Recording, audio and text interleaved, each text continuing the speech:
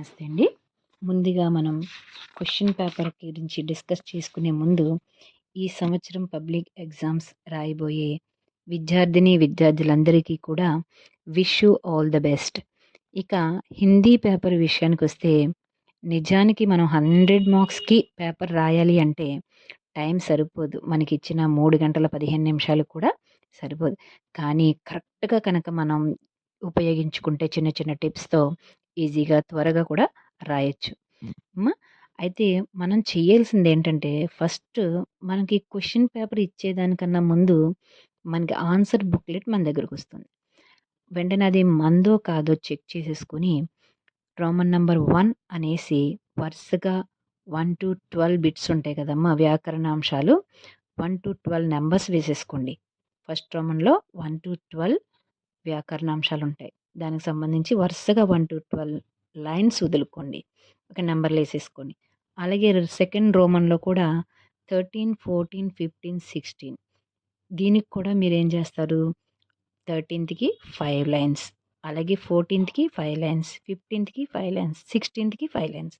ఇవి ఇలాగా నంబర్లు వేసేసుకొని లైన్స్ ఖాళీ వదులుకోండి. ఓకేనా? ఇది మనకి ఎప్పుడైపోవాలి, క్వెషన్ పేపర్ మన దగ్గరికొచ్చేలోపు ఈ ప్రాసెస్ అయిపోవాలి. ఓకే. క్వెషన్ పేపర్ వచ్చిన తర్వాత మనం చదువుకోవడానికి యాక్చువల్‌గా మనకి కేటాయించిన టైము 15 మినిట్స్. కానీ మనం ఏం చేయాలి, ఒక 5 ఆర్ 7 మినిట్స్‌లో మాత్రమే దాన్ని చదువుకోవడానికి కేటాయించుకోవాలి. ఓకే. తర్వాత ఆల్రెడీ మన రోమన్ నంబర్ 1 నంబర్‌లేసుకొని ఉంచుకున్నాం కదా వ్యాకరణానికి. దానికి 12 మినిట్స్ దాన్ని కేటాయించుకొని చక్కగా వచ్చిన ఆన్సర్‌లు ముందు గబగబా రాసేయండి. రాకపోతే ఖాళీ అలా పెట్టుకొని తర్వాత దాన్ని గుర్తు చేసుకొని మళ్ళీ రాసేయండి. అలాగే సెకండ్ రోమన్‌లో కూడా 4 పార్ట్స్ ఉంటాయనుకున్నాం కదా! ఖాళీ వదులుకున్నారు ఆల్రెడీ. 13, 14 పారాగ్రాఫ్ పద్యం. అవి మన టెక్స్ట్ బుక్‌కి సంబంధించి ఇస్తారు. మనం జాగ్రత్తగా అబ్జర్వ్ చేస్తే, మనం ఒక 2 సార్లు చదువుకుంటే ఆన్సర్‌లు అక్కడే ఉంటాయమ్మా. అరే! మాకు చదవటం రావట్లేదు అని డి గ్రేడ్ స్టూడెంట్స్ ఉంటారు కదమ్మా! వాళ్ళు కూడా ఈజీగా రాసేయొచ్చు. ఎలా? క్వెషన్‌ని డీప్‌గా అబ్జర్వ్ చేయండి. అబ్జర్వ్ చేస్తే అందులో ఉన్న వర్డ్స్ మనకి పైన ఉన్న పారాగ్రాఫ్‌లో గాని, పద్యంలో గాని కనిపిస్తుంటాయి. సో, ఆ లైన్ తీసుకొచ్చి మీరు ఆన్సర్‌కి, ఆ క్వెషన్‌కి రాయొచ్చు. ఓకేనా? జాగ్రత్తగా అబ్జర్వ్ చేసుకుంటే డి వాళ్ళు. మిగతా ఏ, బి వాళ్ళు చక్కగా చదివి రాసేయగలుగుతారక నో ప్రాబ్లమ్. ఓకే. అలాగే 15థ్, 16థ్ అప్పటిత్ అనమాట. అంటే మనకు టెక్స్ట్ బుక్‌కి సంబంధం లేనివి.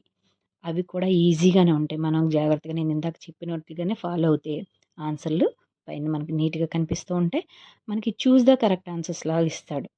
ఏబిసిడి. మనం ఏ ఆన్సర్ అయితే కరెక్ట్ అని అనుకుంటున్నామో ఆ ఆప్షన్ మాత్రమే పెట్టండి. ఆన్సర్ రాయొద్దు. వర్డ్స్ రాయొద్దు. ఓన్లీ లెటర్ మాత్రమే. ఏ అయితే ఏ, బి అయితే బి అలా పెట్టి వదిలేయండి. ఓకేనా?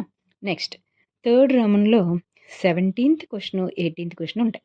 దానికి 5 మార్క్స్. ఒక్కొక్క దానికి 5 మార్క్స్. దానికి 17థ్ క్వెషన్ కవి పరిచయం ఉంటది. చక్కగా నీట్‌గా రాయండి. ఓకే. తర్వాత 18థ్ క్వెషన్‌కి లేఖక పరిచయ పైన మనకి పారాగ్రాఫ్ లాగా ఇస్తాడు. కింద ఫిల్ ఇన్ ద బ్లాంక్స్ లాగా ఇస్తాడు. జాగ్రత్తగా అబ్జర్వ్ చేస్తే ఆన్సర్‌లు అక్కడే ఉంటాయి. కాబట్టి దానికి కూడా ఈజీగా 5 మార్క్స్ మనం స్కోర్ చేసుకోవచ్చు. దానికి ఒక్కొక్క క్వెషన్‌కి 10 మినిట్స్ కేటాయించుకోండమ్మా. ఓకే. అలాగే రోమన్ నంబర్ 4లో మనకి 4 మార్క్స్ క్వెషన్స్ ఉంటాయి. 8 క్వెషన్స్ ఉంటాయి. దాంట్లో మనం రాయాల్సింది 6 మాత్రమే. ఓకే. ఆ 6 క్వెషన్స్‌కి ఈచ్ వన్ క్వెషన్‌కి 7 మినిట్స్ కేటాయించుకోండి. ఓకే. 7 మినిట్స్ కేటాయించుకొని జాగ్రత్తగా రాయగలిగితే ఇన్ టైమ్‌లో మనం ఆ రోమన్‌ని కంప్లీట్ చేయగలుగుతాం. అలాగే ఫిఫ్త్ రోమన్ వచ్చేటప్పటికి 27థ్ అండ్ 28థ్ క్వెషన్స్ ఉంటాయి. ఓకే. 27థ్ క్వెషన్‌లో 2 క్వెషన్‌లుంటాయి. దాంట్లో ఒకదానికి మాత్రమే ఆన్సర్ చేయాల్సి ఉంటది. దానికి 8 మార్క్స్. అంటే సారాంశం అనమాట. ఓకేనా? పద్య భాగానికి సంబంధించిన 2 క్వెషన్స్ ఇస్తాడు. అందులోంచి ఒకటి మాత్రమే మీరు ఆన్సర్ చేయాల్సి ఉంటది. దానికి 15 మినిట్స్ కేటాయించుకోండి. ఓకేనా? అలాగే 28థ్ క్వెషన్‌లో కూడా 2 క్వెషన్స్ ఉంటాయి. అంటే గద్య భాగానికి సంబంధించి 2 క్వెషన్స్ ఉంటాయి. దాంట్లో కూడా మీకు ఒకటే రాయాలి. 8 మార్క్స్.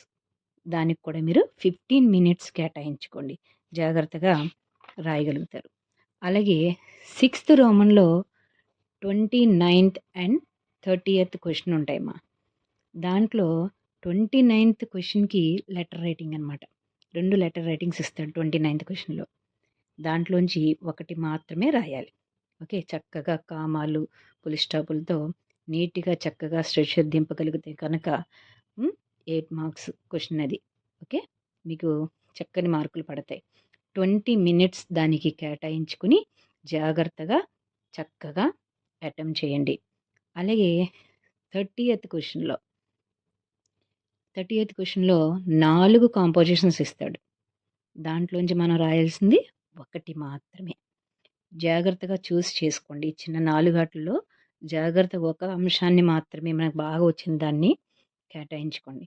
తీసుకొని దానికి 20 మినిట్స్ టైం కేటాయించుకొని జాగ్రత్తగా రాయండి.